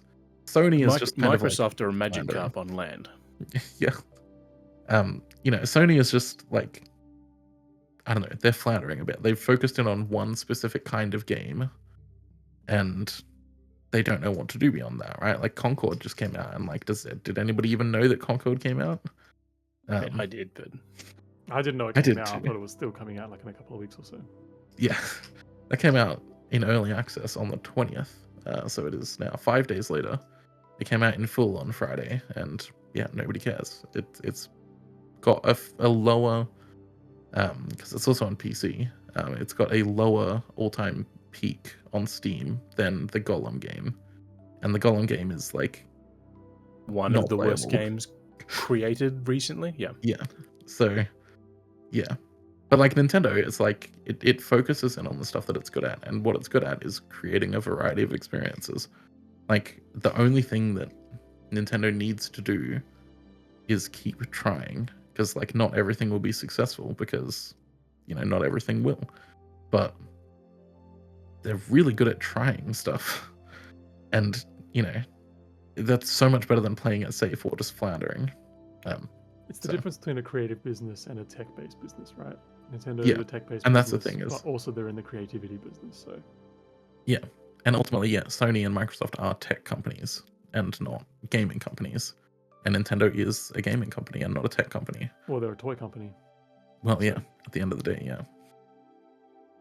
Anyway, we talked about this for a very long time and gotten a little bit away from the main topic. But yeah, mobile games, you know, Nintendo, if you're going to shut more down, please make offline versions available. Make also go offline back and versions do that. available, period. Yeah. Even if you don't shut them down. All right, let's quickly go over the games that we're playing, and then we'll get into Nintendo 20 questions. This is going to be a longer episode, but you know, that's fine. So I'll go first because I have very little to talk about. So I've been playing Bakeru, as I said. It's very, very good. I've also been playing Emio the Smiling Man, the new Famicom Detective Club game. I have a preview for that up on Vookcast, and a review will be out in the next week. I can't say exactly when, but in the next week before launch. May or may not be after this comes out. We'll see. But yeah, I can't say a lot about that. And I've also been playing Star Wars Outlaws on Xbox, and it is an absolute blast. Very, very good game. And yeah, if you search my name and Star Wars Outlaws, you can probably find the review for that too. So yeah. Luke, what have you been playing? I mean, if you search my name in Star Wars Outlaws, you'll be able to find my review of that as well. But yeah, I've been playing through God of War Ragnarok still on stream. So played through some more of that last week. Also played through SimWorld Heist 2 for review. So my review of that's up on my site. I loved it. I thought it was a great game. It's just a more expanded version of the original Heist, which I also adored. So I'm happy that this one was an expanded version of that. And yeah, so just that Ragnarok, Heist 2, and Outlaws has been my gaming area for the last week or so. Yeah, and just to put some context to it, Luke and I are enjoying Outlaws so much that we like literally talked to each other about it for about half an hour before this. With poor Angelo just like sitting there listening to us. So good. Angelo, what have you been playing? So hey, I'm Angelo, and I did not review Star Wars Outlaws, but what I did spend some time playing over the last few weeks is Taiko no Tatsujin Rhythm Festival. Now, for a few years, I've been umming and ahhing about getting the taiko drum, the Hori taiko drum controller from Amazon, and kind of going backwards and forwards. But I was like, oh, that's just a bit too expensive. But then about a month or two ago, my partner was just like, hey, Ange, I totally just bought the Hori controller because I really want to play this game. And so we've just been playing it like on and off for the last couple of months, and it's been absolutely great. Really enjoying it. The only downside is that I think it's my Sonos soundbar is causing a bit of delay. So it was a real ball ache to try and get that thing calibrated to actually get the right timing. Yeah. So that sucks. Modern TVs are not good for rhythm games anymore, as I've learned over the last 10 years. No. It just causes all sorts of headaches. You should honestly try playing the Parappa the Rapper remaster on PS4 or PS5. Yeah, it is I know, right? unplayably bad. It's so bad. Rhythm games in general, there's just such delay between TVs, like HD TVs and then even 4K TVs with like HDMI based sound bars and things, and ones that are connected over Wi-Fi are even worse. So yeah, it's just a nightmare, absolute nightmare. But what hasn't been a nightmare is WarioWare Twisted. So I got the Delta app on my phone, and I've been playing WarioWare Twisted on that, and it is absolutely the best way to be playing that game. Yeah, if you guys haven't tried it yet, I highly recommend doing it. It is so good. It runs so well. The good thing with the Delta app is that it takes no setup to get like motion controls working. You just put the ROM on and bam, it works. It's so good. I love it. So, I love so it you're saying a WarioWare game on mobile is good? Absolutely, it is fantastic. They should absolutely be making these for real. Yeah. But, so use your legally backed up copy of WarioWare Twisted. Yeah, sure. All right. For a game that's 20 years old that Nintendo's not even selling anywhere. But like, yeah, if you have the means to do it, I highly recommend it. It is the best way to play that game. I'm loving it. And then Nintendo World Championships NES Edition. So when the game got announced, I think I was probably the most optimistic for this game. I was actually kind of like, yeah, this seems kind of interesting. I know that the Nintendo World Championships were a big deal in America for a lot of kids in the 80s and 90s and stuff. So I got why they were making it. But like, really wasn't a thing here in Australia. But then I've been listening to some podcasts recently, and a lot of them have been sort of going on about it and getting on the leaderboards and stuff. And I was like, oh, I'll dip my toe. And yeah, finally got a couple of days ago, and yeah, I'm totally into it. It's great fun. I haven't gotten so far as to start looking up strategies to figure out how to actually break games to be able to, beat times and things like that. But I'm almost there, because trying to do things the normal way of just trying to be quick with quick reflexes doesn't work. So I've got to start figuring out like how some of these speedrunners actually, glitched games and things like that. So yeah, it's real fun, guys. Quickly check in on your efforts with FromSoft's games. So how's Elden Ring going? You actually played it much? Yeah, so we finished the main campaign, the main story for the main game. Pretty sure we found all the bosses and things. We went through and tried to collect all of the achievements. I think there's only a few, like 4 we didn't get. One was was an item we ended up missing and have to replay the game to get, so we didn't bother with that. Got into Shadow of the Erd Tree, got about 2 hours into that, but because we had played about 100 hours of that game within the span of a month, I was just pulling my hair out because I was constantly mad and swearing my head off at all the bosses and things.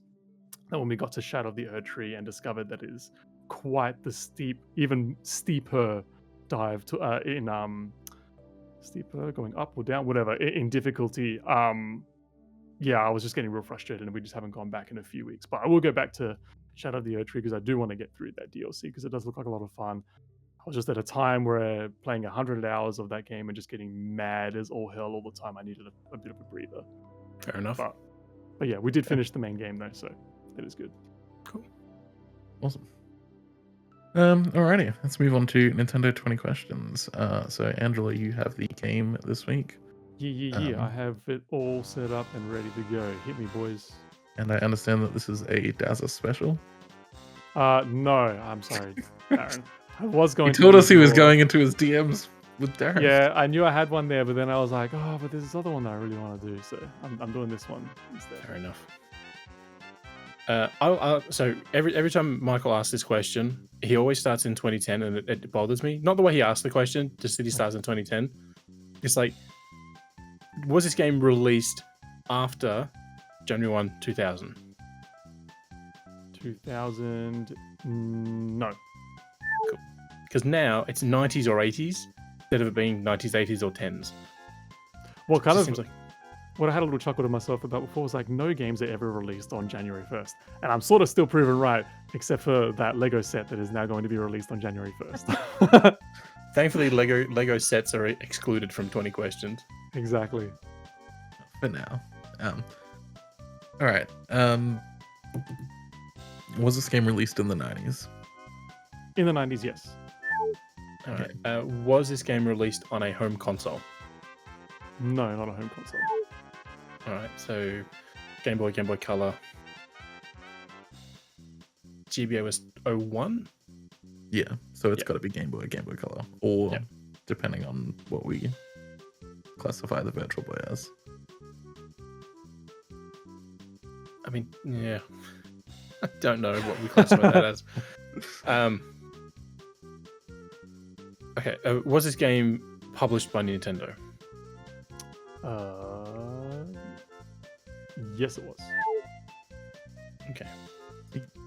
Does this game have a top-down perspective? Ooh. Or I'll say, does it feature a top-down perspective, whether or not it's like the main thing, you know? Let's just say yes.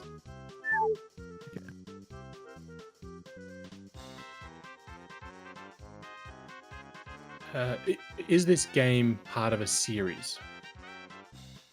Yes. My brain's gone to a game. On a perfect That's dark good. for the Game Boy. I was wondering if it was the Conker game on Game Boy. Yeah, but I think that released in the 2000s, didn't it? Oh no, it released before. Yeah, No, before Bad Fur Day, so it's got to be.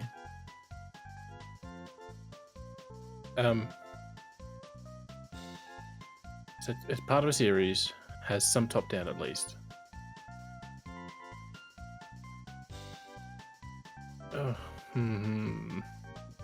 Does this game exist within the Nintendo Switch Online service? That's a good question. I don't think so. I'll have a quick check. Because while it's not a massive library, it's sort of like mostly the hits outside of like Pokemon, so.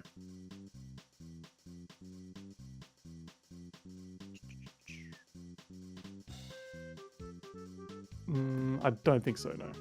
Okay. So that's 7. Was this game developed in North America? No.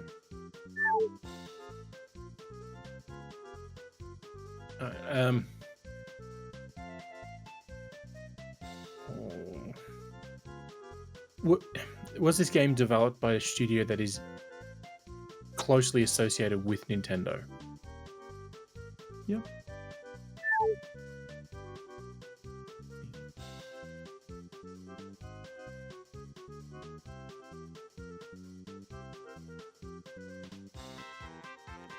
It's gears are tough. silently turning. Because like the Oracle games were made by Capcom. There's a Alright, few 2D sections, so. Oh, but they're in the app, so never mind. yeah, I was gonna ask something and then I realized it was in the app. So,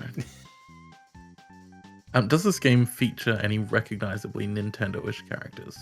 Like, you know, the ones that people would say, "Hey, that's a Nintendo character," like Kirby or Mario or whatever. Yeah, I'd say so. That's 10. Okay.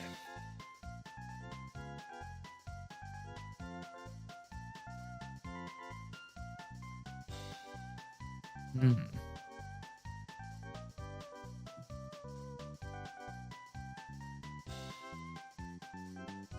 So we haven't got genre, haven't quite got year. I don't think wild you will help stab us. here. I'm gonna take a wild stab here. Is this a puzzle game? I wouldn't say so.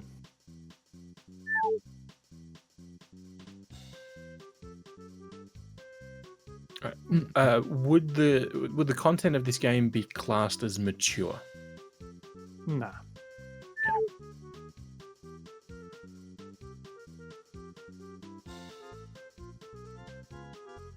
Are there weapons in this game? No. So it's not like Bomberman with Wario Blast or whatever the heck that was called.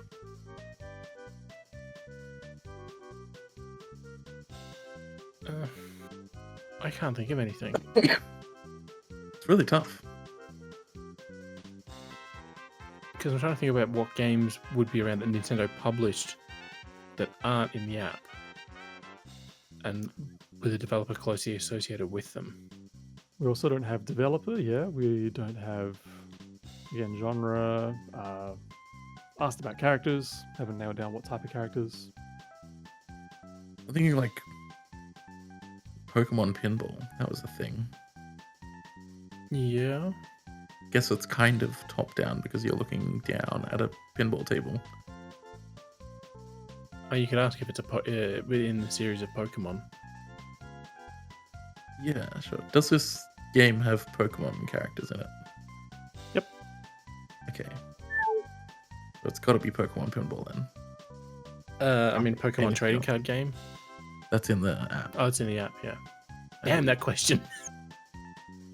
That's good though. That narrowed it down.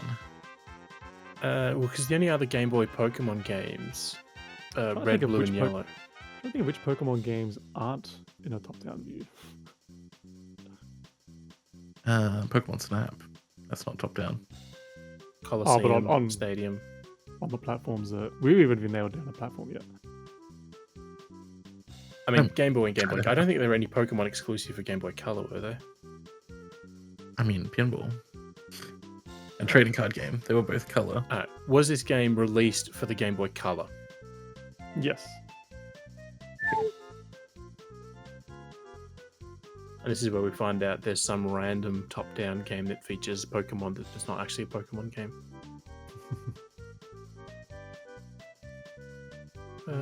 Okay, so top-down with Pokemon.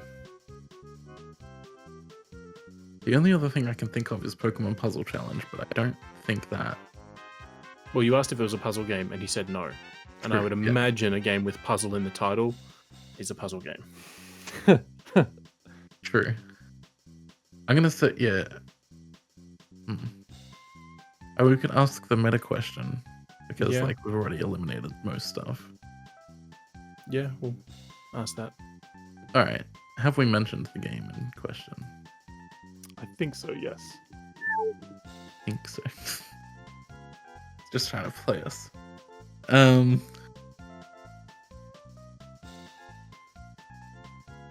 We could just ask if it's a pinball game.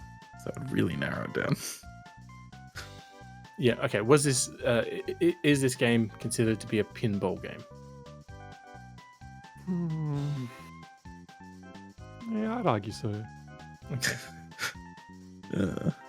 Alright, so it's Pokemon Pinball. I mean, it has to be. I can't think of any other Pokemon games on the Game Boy that would be classed as a pinball game that is not Pokemon Pinball. Oh, we know that it has Pokemon in it. Is there another pinball game that has Pokemon in it on the Game Boy? No, because the only one was GBA. Sure. All right.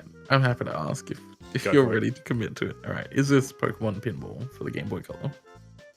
Okay, we've got 2 more questions to go. We're really going for it. All right, so released in 1999 in Japan, North America, and Australia, but released in Europe about a year and a half later in the late 2000s. Developed by Jupiter and HAL Laboratory for the Game Boy Color, featuring a whole bunch of those pocket monsters on the cover.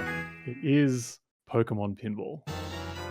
When you said HAL Laboratory for a second there, I was like, fuck, is there like a Pokeball or a Pikachu in like some sort of Kirby pinball game? I was like freaking out for a sec, but all right, that's good. Your question about top down did kind of throw me for a second. I was like, yeah, like pinball is typically top down, but like I don't know, like is it top down? Yeah, I mean, if you think of it like, you know, if it's a pinball table, you're looking down exactly, at it. exactly. Technically, no. If you're looking at a pinball table, you're looking isometrically at it. I know, but like in this game, right? But in a game, kind of, it's top down. kind of top down, yeah. And It's also, difficult but then when you question said to top answer. down and then you started leaning towards Pokemon, I'm like, but even like actual Pokemon games are kind of top down when you look at them. The RPGs, Yeah. they've got like an isometric / top down view to them. Yeah. Yeah. So yeah. And I tried to throw you guys off a little bit with my ambiguous answering. I was kind of hoping you guys might have asked something about like, you know, was there like an extra peripheral in there, or, you know, did it have a battery or something dumb like that, which just would have further cemented it as Pokemon Pinball as well. See, I never think about that in Game Boy, like the rumble and all that. It's never like there's an Obi-Wan game. There's a Star Wars Obi-Wan game on Game Boy Color that has rumble, but I never think about that sort of feature. There's only a couple that had like extra little doodads on them, like, you know, the Game Boy camera, WarioWare Twisted. Yeah. Kirby Tilt and Tumble, which is available Yeah. on the Nintendo Switch Online app with proper With motion gyro controls, yeah. support. But it's, yeah, but looking at the release dates, it's absolutely bananas. So in Japan, released in April 1999, in North America, June 1999, Australia, July 1999, and then EU, October 2000. That's like the So same weird. time I wonder as, if like, there was like that's around the same time that Gold and Silver came out.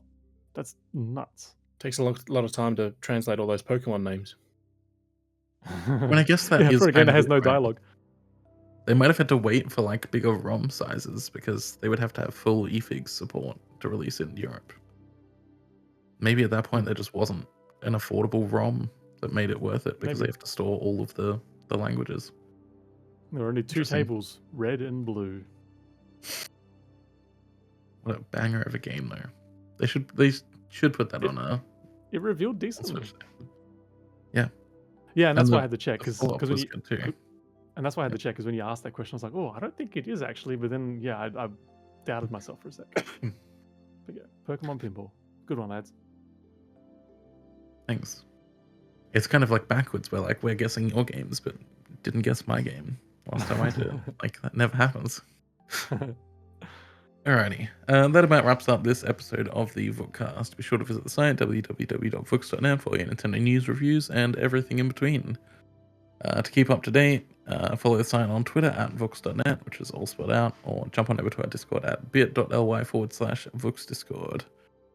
You can find all of our social information and links for all of the stories covered in this episode in the episode notes on whatever platform you're listening to. Thank you for tuning in, and we will see you in the next show.